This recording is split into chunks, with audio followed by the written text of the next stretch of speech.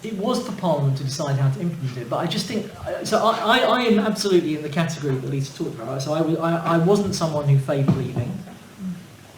I was someone who supported having a referendum, and having campaigned for Remain, I very strongly believed that Parliament was obligated to vote in line with what the public have voted as a matter of simple democratic principle. And actually my job, Graham will know this very well, my job was quite difficult because I'd been on the Remain side. Because I think once Theresa's solution became unpopular with at least a significant chunk of Leave supporting MPs, the fact that her chief of staff was from the Remain wing of the party didn't help her. It certainly didn't help me in terms of persuade something.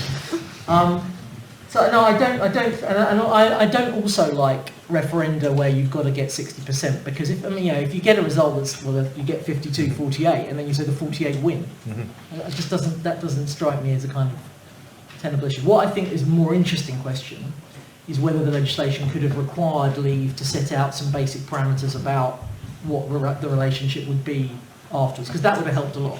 If the Leave campaign had said we're campaigning for this kind of Brexit, it would have been much harder for those MPs that were trying to argue for a second referendum to say people weren't clear what they were voting for.